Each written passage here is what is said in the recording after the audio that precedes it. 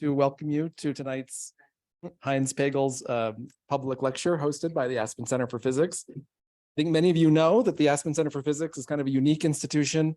Every year it brings hundreds of physicists to spend time in Aspen to further their research. It's an opportunity for us to discuss with experts from all over the world, to be inspired by the beauty of the natural surroundings, and to help work on advancing our understanding of physics from the very smallest subatomic particles to the widest, largest scales of the entire visible universe. And I think that today's speaker is going to be telling us about both of those limits.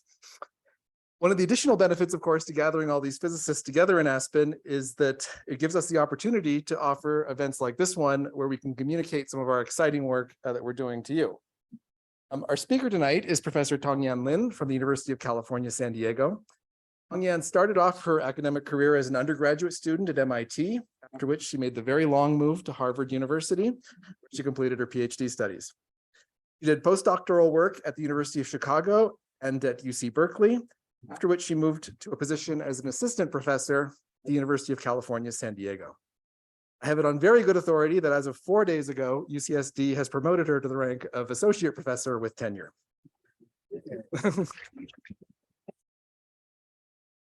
She has a very wide range of research interests, including theoretical particle physics and cosmology. In particular, she studies models of dark matter and methods to detect the particle properties of dark matter, and she's going to be sharing these with us tonight. So please join me in welcoming her.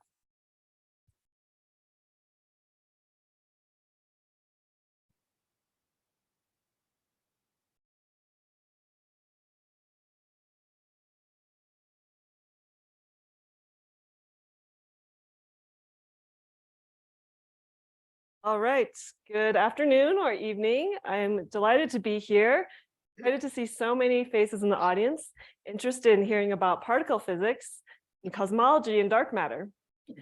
So my lecture today is about the life of particles over 14 billion years. So this is the life of the particles that you and I are made of. It's about particles that we've only discovered in recent decades. And it's about particles that we're trying to detect the dark matter. It's about the lives of these particles from the Big Bang, really 14 billion years ago until today. I'm going to take you through the stories, all the particles we know and love, and the ones we're trying to find. So 14 billion years might sound a really long time, or might sound like a good amount of time to do a lot of things. Let me put this in the context of you and your life.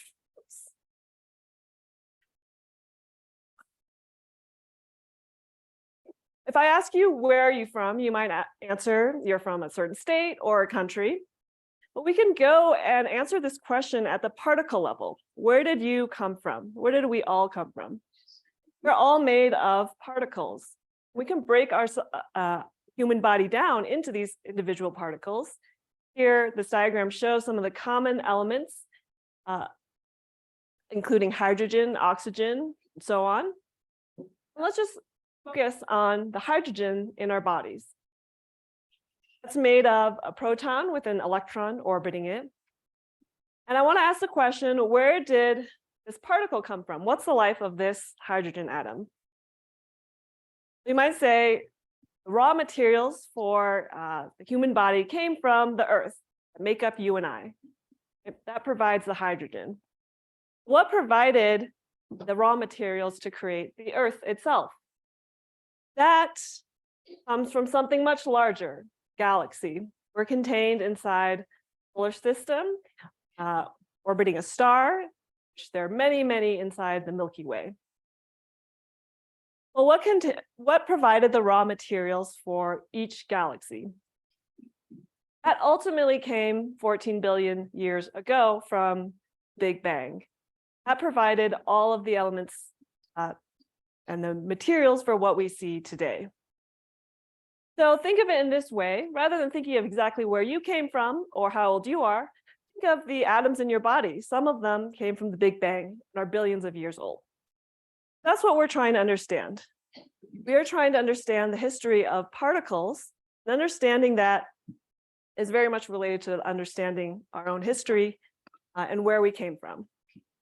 That's the job of the particle physicist. And there's an important key piece to this history that we've only recently started to really understand. And that piece comes from dark matter. So everything I've talked about so far is kind of known atoms. And what we've learned is that there has to be something else called dark matter, very much like the atoms we're made of, also very different. And the history of the particles we're made of and the history of galaxies being formed requires the existence of this dark matter. So there's kind of a parallel history of our lives. That history is of the dark matter. But we don't know exactly what this history is. We don't know exactly the life, the identity of this dark matter is. That's one of the biggest questions we're trying to answer. I'm going to come back to the dark matter. I first want to give an overview of the particles we do already understand pretty well, and their histories. So what is the life of a particle like? It's probably something pretty hard to visualize. Tried asking the AI DALL-E to give me a nice visual representation. So here you can see perhaps a proton pondering what he's doing inside the nucleus while reading the newspaper.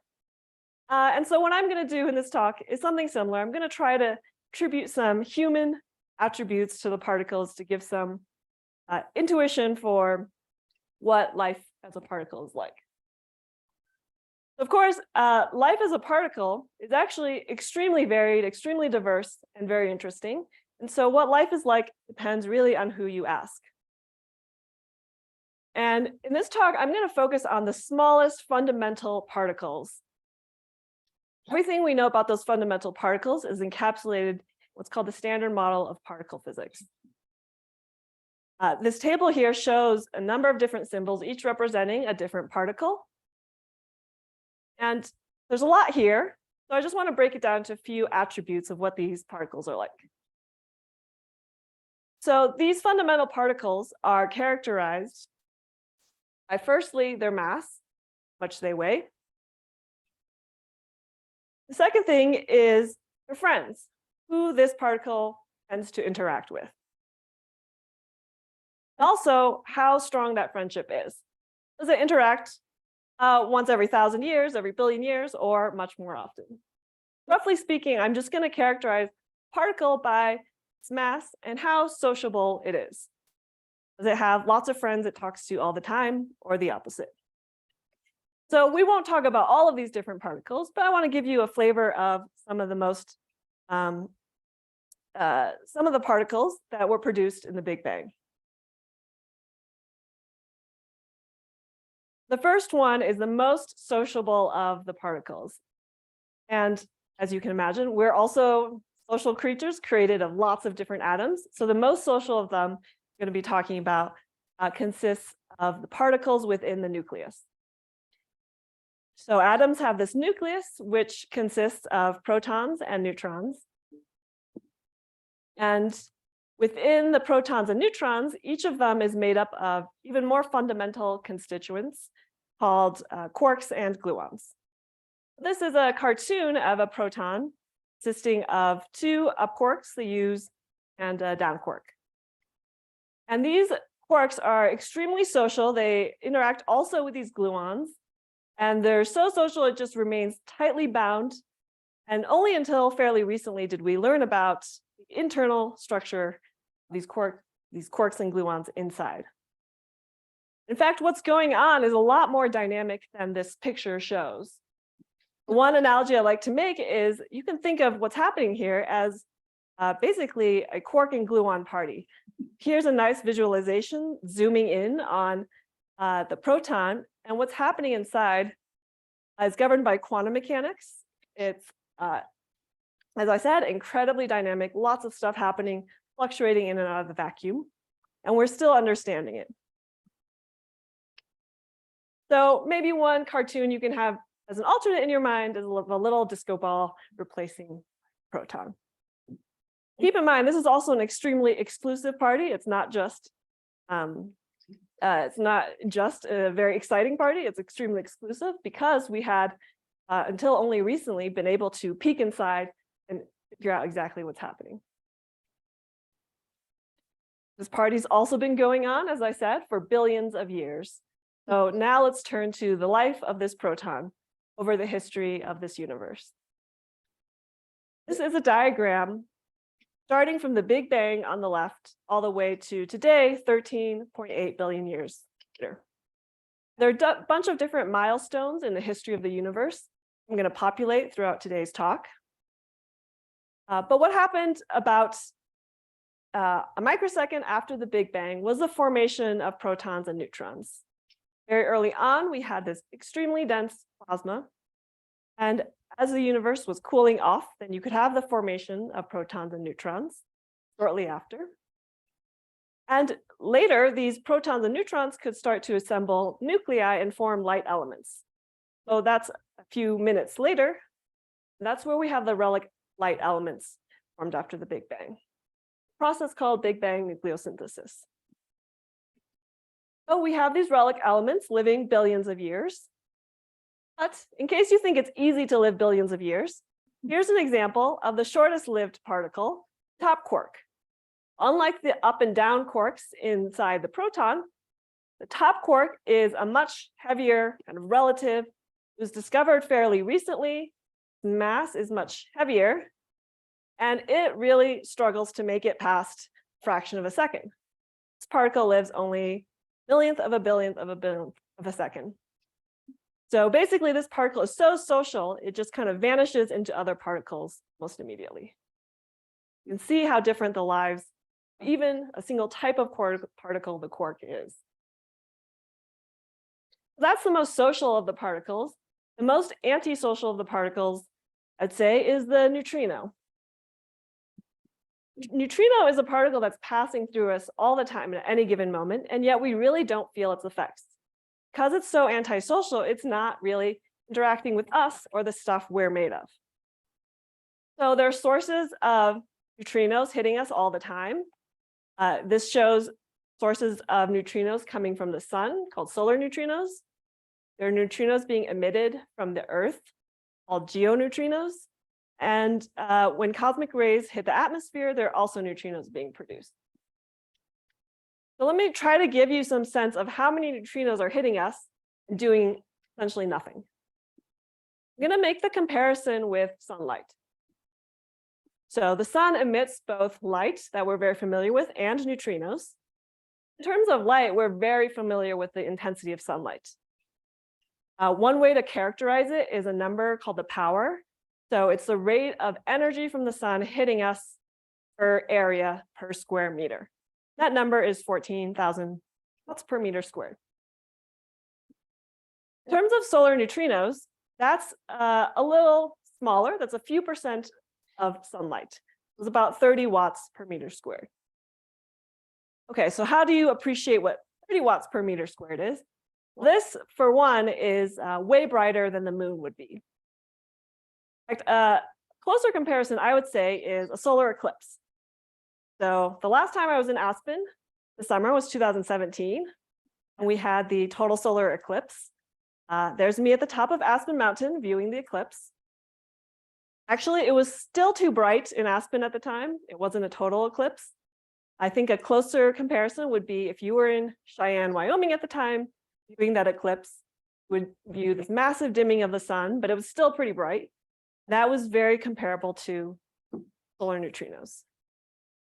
Okay, so if we could really see solar neutrinos coming from the sun, it'd be pretty similar to a nearly total eclipse.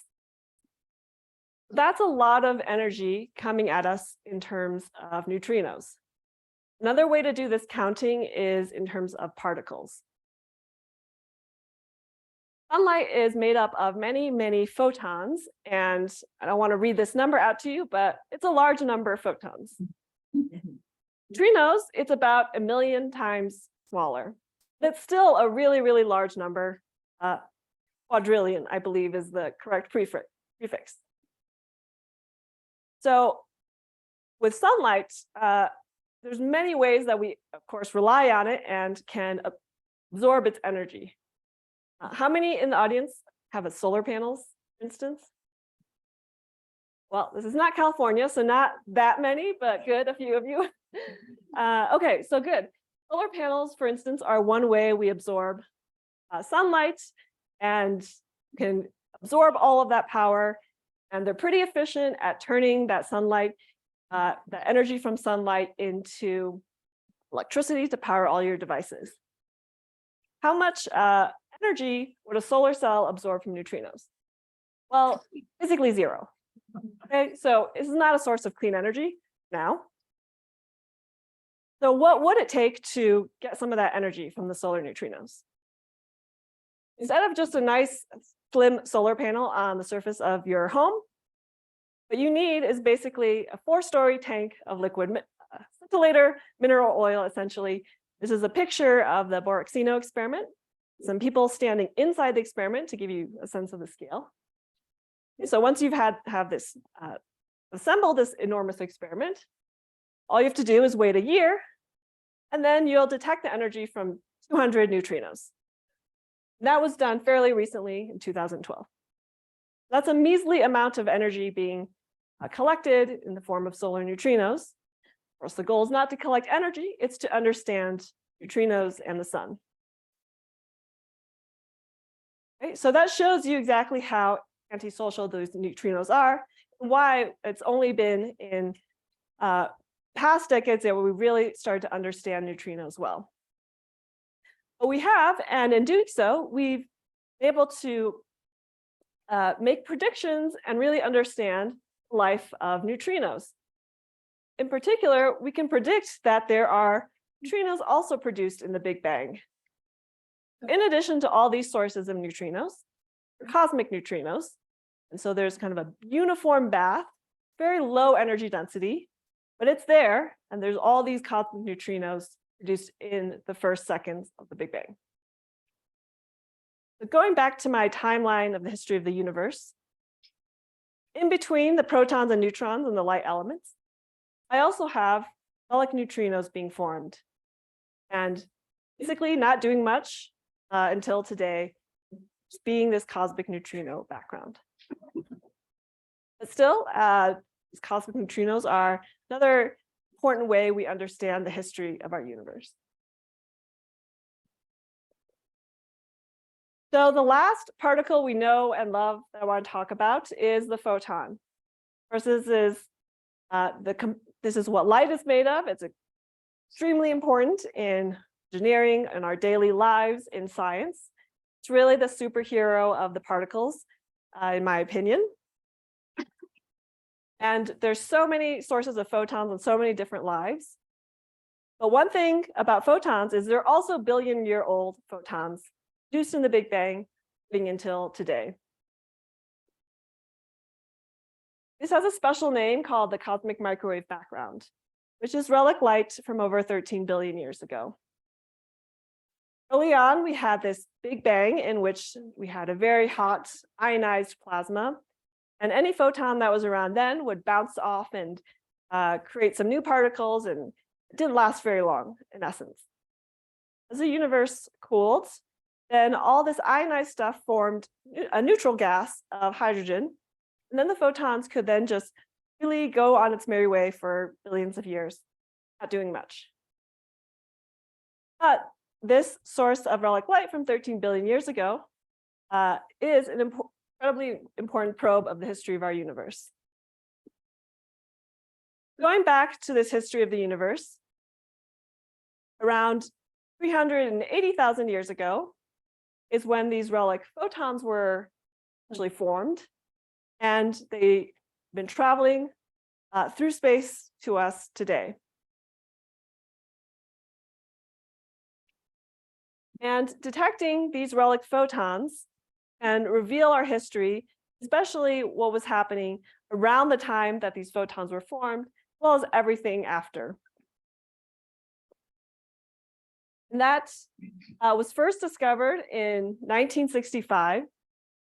And what it looks like, what this relic light looks like at first glance, it actually is just uniform light all over the sky in a particular frequency, radio frequency. So this is my cartoon of a uniform light all over the sky.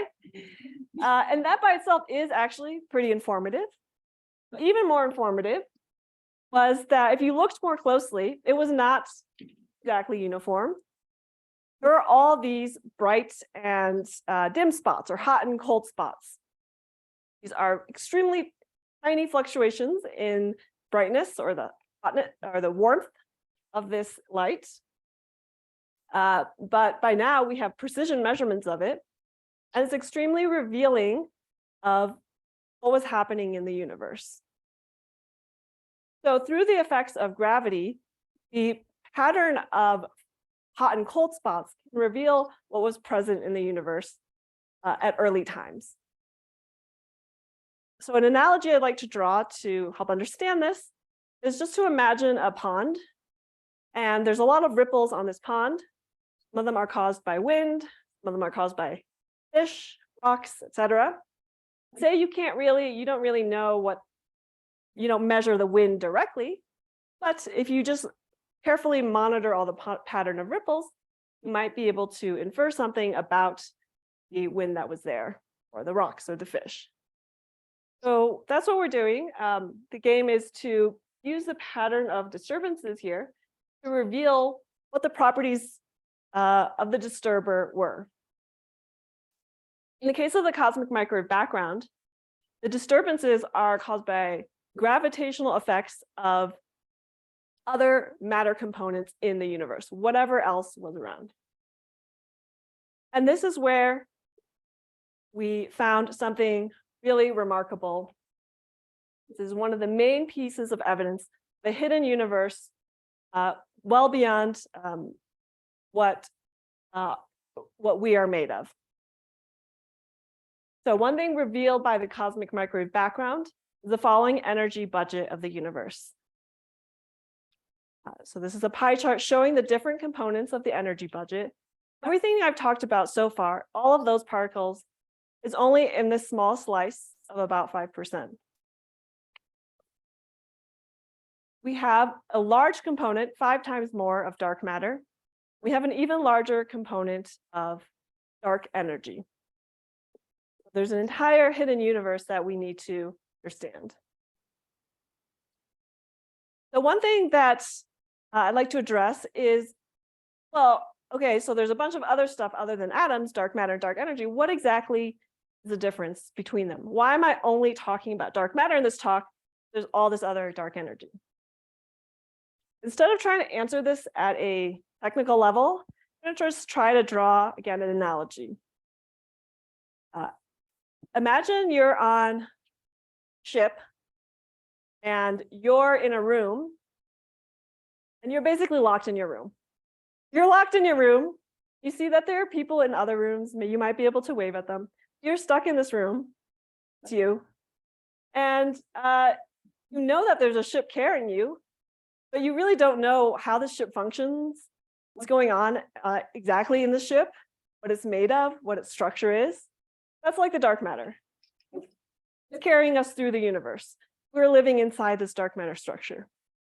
Then we're moving through a vast sea kind of background, just like the dark energy. So the dark matter is a lot more like us, we think. It's more like a matter. Its structure is more similar in that it's located where we are. And the dark energy is more of a uniform background, which we think about often in qualitatively different terms. In terms of new particles, that's why I'm focusing more on the dark matter, focusing on the structure that we are living inside and understand it. So far, both of these things are essentially invisible to us. We simply know through the effects of gravity that they're there. Now we're trying to understand exactly what's going on in this structure. When I say we're living inside a dark matter structure, I mean it literally. We live inside a larger dark matter halo. It's a cartoon of a spiral galaxy. We live inside one of its arms. And this galaxy and all other galaxies is enclosed in a larger clump of dark matter called a halo. So a simulation of this dark matter halo looks like this. All these bright spots are basically clumps of dark matter, more and more as you get to the center. It's a very large extended structure that we live in. It also plays a key role in the formation of galaxies because it provided all that gravitational pull to help all the material come in and form the galaxy. Again, with dark matter in our own galaxy, we infer its existence from its gravitational pull. We don't see it directly. We don't see this halo directly. It's invisible. But through the effects of gravity, we see that should be this very large extended structure.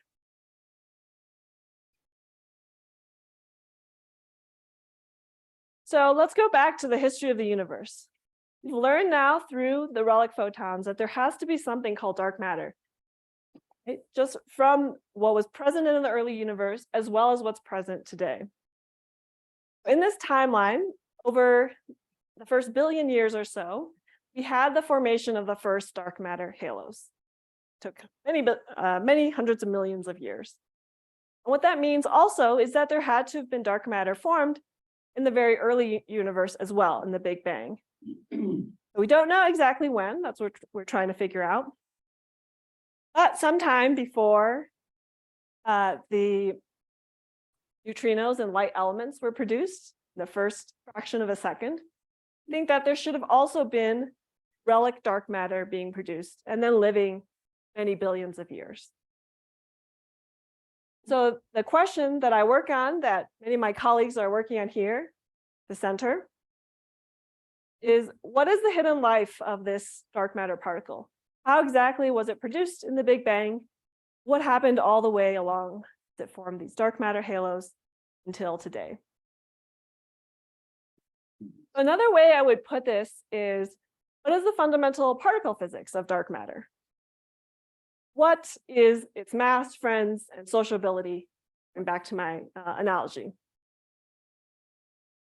Okay, so I have to admit, mass is unknown and the sociability is unknown, but we know this is a very antisocial particle, at least with us, because it's invisible to us.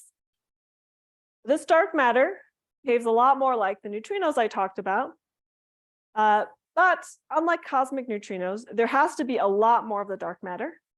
The dark matter is also moving more slowly, effectively colder than the cosmic neutrinos, so it does not consist primarily of neutrinos. You might think this is a kind of strange situation. There's something I'm telling you has to be out there, and there's a lot of it. I can't tell you exactly what it's made of. I can tell you its mass or friends.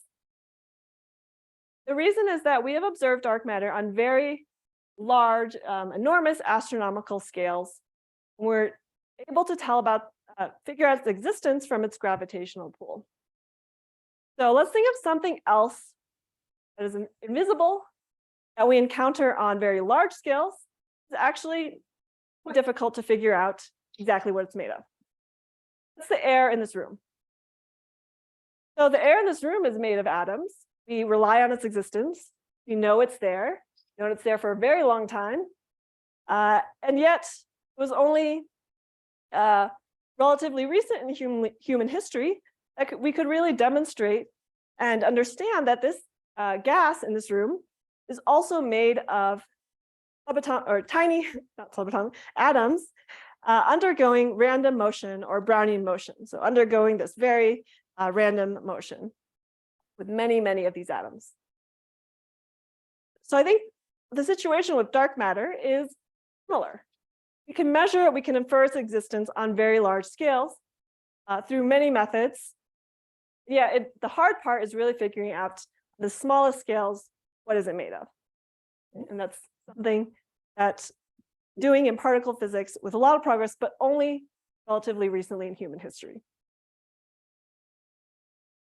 So how can we address this question? Well, there are many different ways that people are thinking about to answer this big question of the identity of dark matter. I'm going to tell you a little bit about one of the methods that I've been working on in particular. And it's to use the fact that we live inside this dark matter halo. So it's all around us. So let's try to interact with it somehow. Let's try to probe it somehow.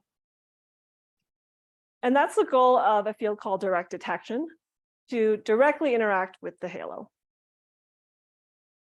I want to go back now to my analogy with light. So we have this number for the amount of energy coming at us in sunlight on Earth. There's also dark matter coming at us all the time on Earth. And that's actually about 1% of that of sunlight. Even larger than that of neutrinos. It's pretty large.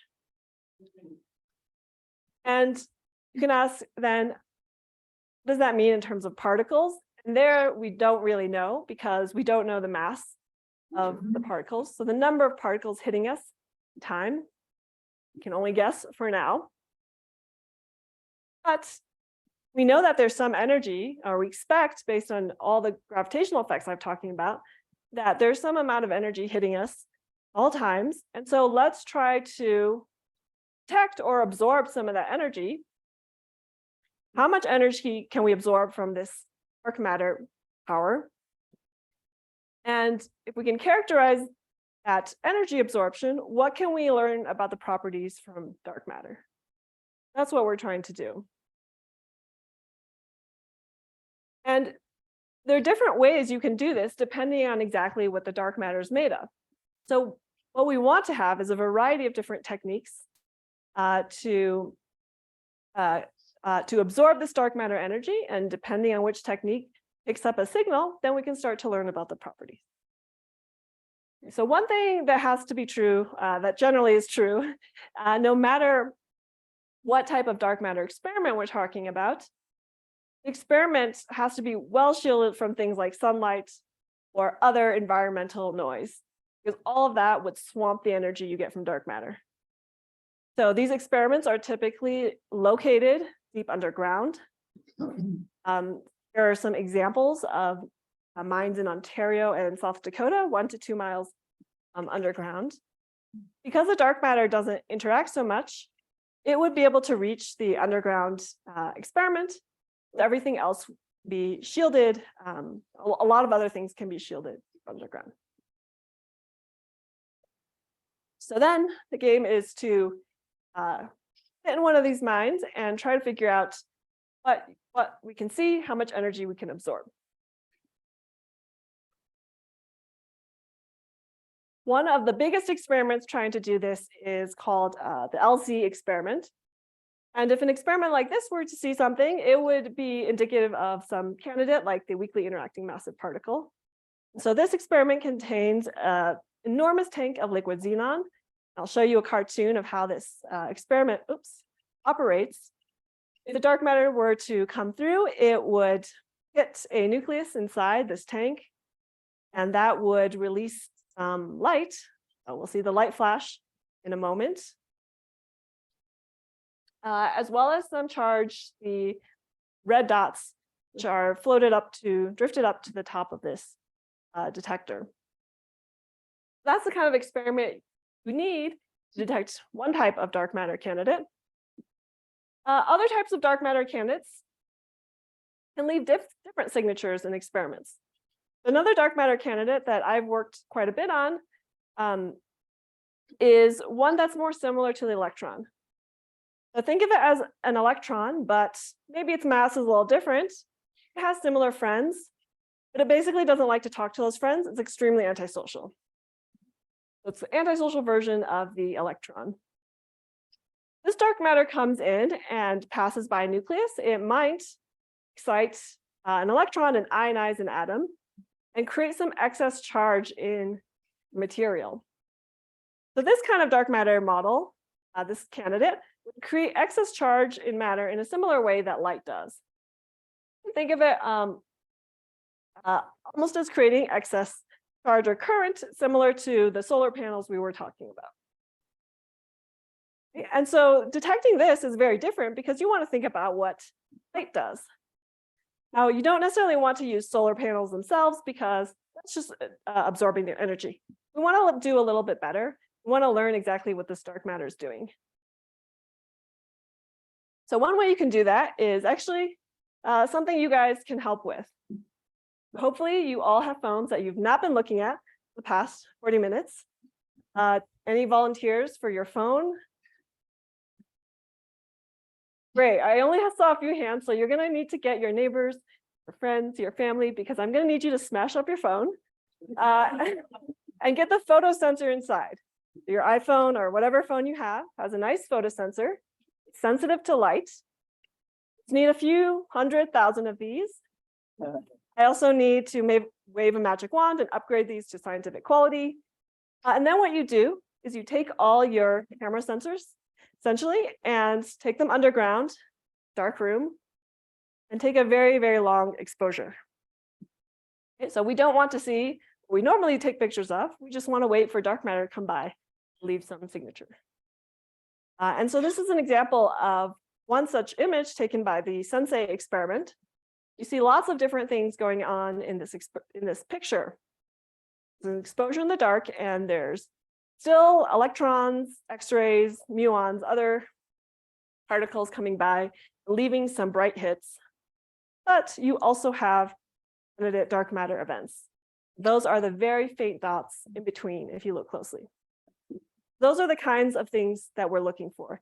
It's very faint signatures passing dark matter. Not saying that these dots in particular are dark matter. These experiments are in the early stage, and many of us are working on understanding exactly what types of dark matter signatures you would get in these, as well as backgrounds in these experiments as well. But that shows you that search is ongoing for dark matter signatures. And I hope this gives you a sense of the different ways we're trying to look for dark matter. If we were to detect it, that would then give us the information we need to go back and fill out that life story of what the dark matter's been doing since the Big Bang. So in my final minutes, I want to take you through this journey of a dark matter particle from its birth to today. Keep in mind, it's perhaps one possible journey. We learn more and more about dark matter. In the first seconds, we think that dark matter is created alongside the other relics of the Big Bang, relic neutrinos, photons, and light elements. After that, the dark matter isn't doing much, but it is feeling the effects of gravity, starting the very early processes of dark matter halo formation. And its gravitational effects are felt indirectly by the relic photons from 380,000 years ago. So in the first million years, dark matter will, through gravity, perturb the pattern of the cosmic background light that we see today, that we use to understand the existence of dark matter. After another billion years or so, dark matter halos will really start to form and kick off, and that will be the sites of galaxy formation and the site of our own galaxy.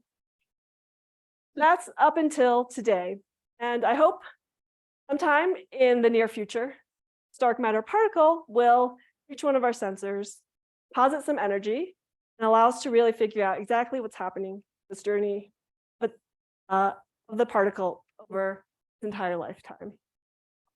So I hope this lecture has given you appreciation for all the varied and interesting lives that particles can have, the particles that we're made of that we're only understanding in recent decades, as well as the particle we want to understand in the dark universe, the dark matter. Thank you.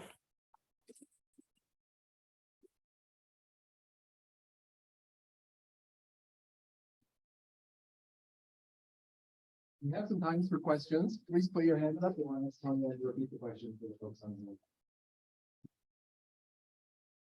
Okay, I'll start here. Is there a way to transfer the neutrinos into electric energy?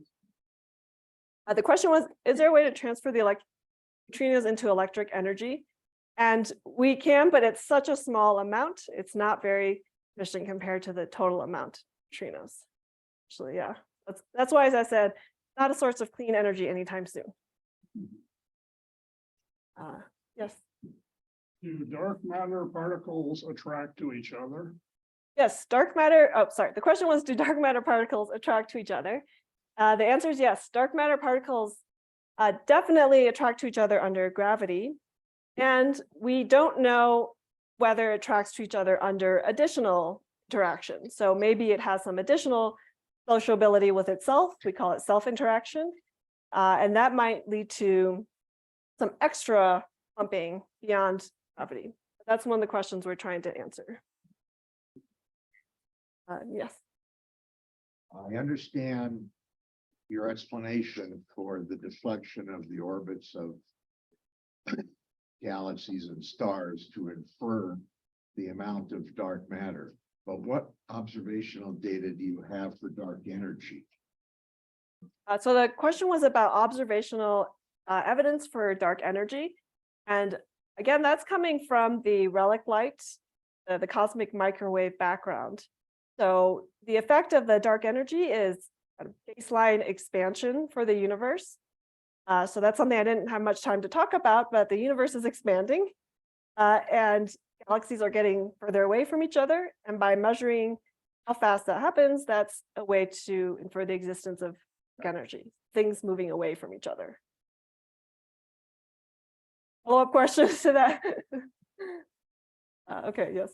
The European Space Agency just launched a satellite to study dark energy and dark matter. Mhm. What is going to happen with that satellite that's going to maybe shed some light on the relationship between those two things? Yes, so there are a number of telescopes and surveys that aim to detect, basically, they're surveying all the different galaxies in our universe, and they're measuring as many of them as possible. And what they're doing is essentially measuring the distribution of these galaxies. And in doing so, it's very similar to the idea of the cosmic microwave background light I talked about. Distributions of these galaxies tells you what is present in the universe, because how much they clump together or whether they get further away from each other depends on how much dark matter and dark energy there is, and exactly what the nature of each of those is as we get better and better measurements. So that's what many different telescopes are aiming to do, basically in different wavelengths and at different levels. Yes. Go ahead. Last year, there were several papers written about black holes and their possible primordial existence and their evolution playing a significant role in dark energy. And as the black holes also evolved, they collided with each other and the eventual source of the supermassive black holes, which are the center of all of our galaxies. And the papers drew on the data from the gravitational detectors and showed quite an interesting correlation between the data from those detectors and the predictions of these primordial models. Have you read those? Do you have any opinion? Yes, so an abridged version of the question is there might be black holes and some black holes might be also produced in the Big Bang. Those are called primordial black holes if they were produced very early on. And if they're there, they could also be a portion of the dark matter. So indeed, that's a very interesting idea. And just mainly for simplicity, I focused on the leading ideas we have that dark matter consists of particles, but it could be that some component of dark matter consists of these black holes, really tiny black holes produced in the very early universe. That is certainly allowed to some extent. And as we get better measurements of things like merging black hole binaries, that will help us basically better understand whether any fraction of the dark matter or how much of the dark matter could be these tiny black holes. Yes. This is a question that kind of borders on the hypotheticals you were talking about with the metaphors with the ship and the pond. So we know that, or analogous wise, the pond can be used to measure cosmic radiation, and that's how you were able to calculate. This is a super long-winded question, by the way. This is what is used to calculate, atoms, energy, right? Is there a way you could use a gravity component on that experiment you were talking about earlier, which was, smashing everyone's phones and then making a super big light sensor version of it? is it possible that using, or say hypothetically, we can invent like a gravity room that increases it? Could you use it to influence dark matter and in turn affect dark energy? I wrote something down that says, use the rock to hit the fish, if that makes sense. All right, I'm going to try to do an abridged version of this. Use the rock to hit the fish. The question is, can we use the rock to hit the fish? Yes, the rock is the dark matter. The fish is dark energy. And it's possible, actually. It is possible because we don't know exactly what the dark energy is made of. And in some cases, it's made of something that's more like a particle, and it can interact with the dark matter particle. That is an idea, and it can actually help. Yeah, it's an interesting idea that people have discussed and looked for. So, not sure what else to say about that. Yes, maybe I think is the answer. So as far as we know, dark matter only interacts through gravity, which is also, as far as we know, not a quantized field. Is there any model or theory of dark matter that casts it as some non-quantized matter? And not in a sense like that would be a modified gravity model, but non-quantized matter. Yes, so you're asking about models of dark matter where it's not really like the particle that I'm talking about of discrete individual units. And yes, for sure, there are models where there are different things we could think about, but there are ideas where dark matter, in fact, behaves a lot more like a fluid or something much more smooth and uniform. Actually, I think the public talk from 2 weeks ago was about one candidate that is more similar to a fluid, something very smooth rather than individual quantized particles. So advertisement for the YouTube link for 2 weeks ago, the public lecture. Yes.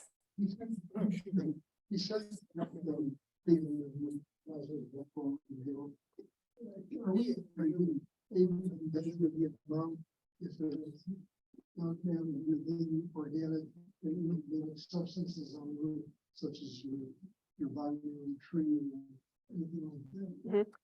You're asking about measurements of dark matter on much smaller scales than even than the galaxy scales that I've been talking about. And that's really challenging. That would only be possible if, for some reason, in some models of dark matter, you have really, really dense clumps of dark matter. What we expect is that the amount of dark matter in this room, in most cases, is a tiny fraction of what's present. It's less than a billionth for sure. And so even though it's here, well, it's here, but it's here at a tiny fraction. It also doesn't interact with us too much. So especially through its gravitational effects, that's very challenging unless you happen to have something special where the dark matter is like really clumped together and passes by. That's very rare and kind of a special occurrence. Yes. So you have conservation of matter and energy.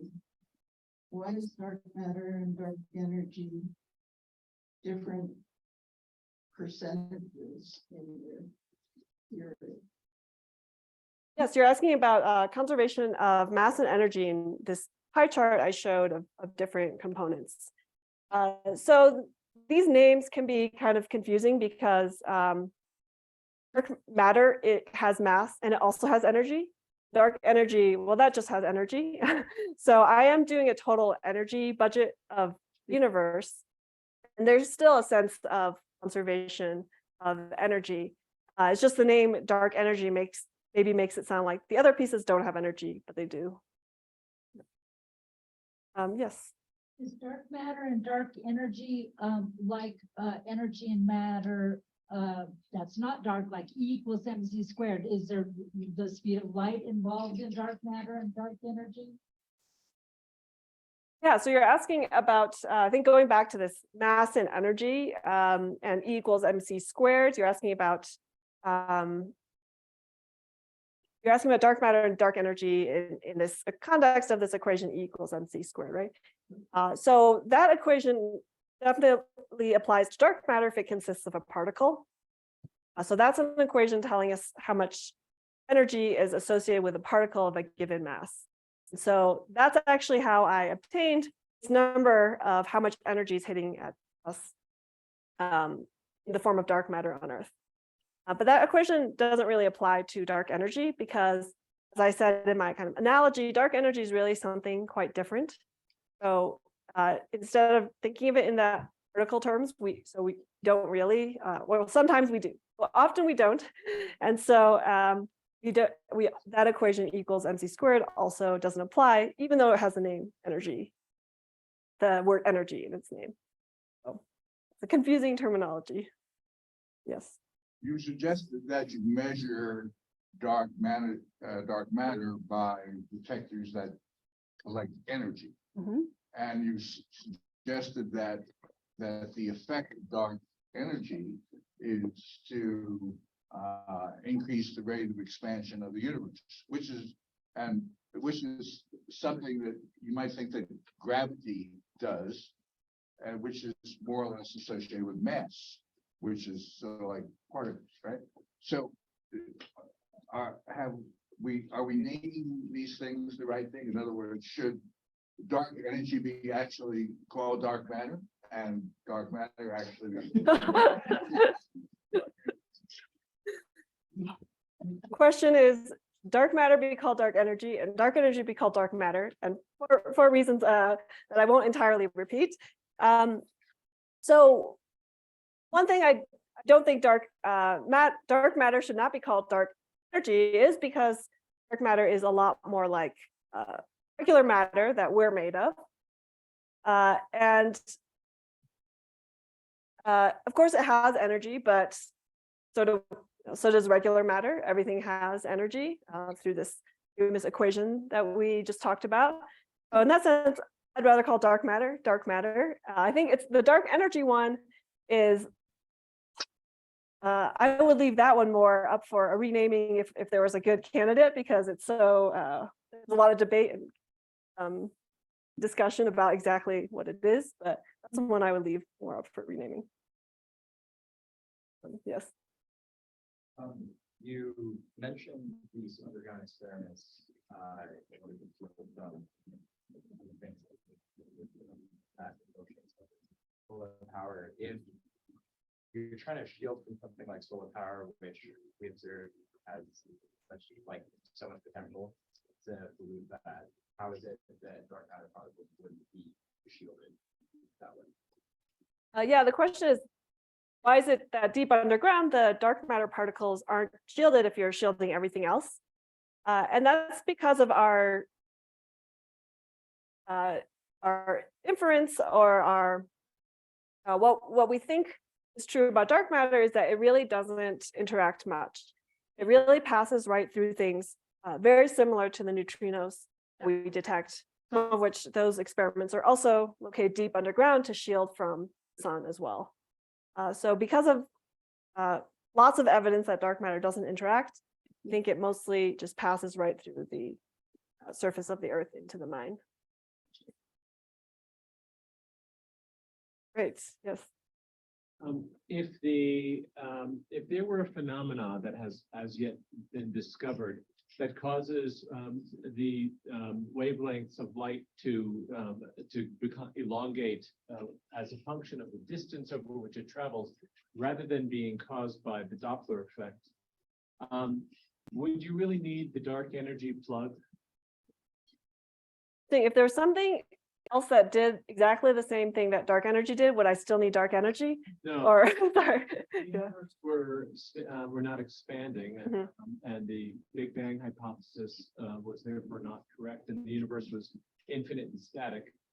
Would dark energy would someone have needed to come up with dark energy as a plug to make it all work? Okay, so you're asking if there was a static universe we just eliminate dark energy. So one issue with that is that there isn't really a static universe that's consistent with general relativity. As soon as you put a bunch of matter in the universe, like us, then it's not going to be static.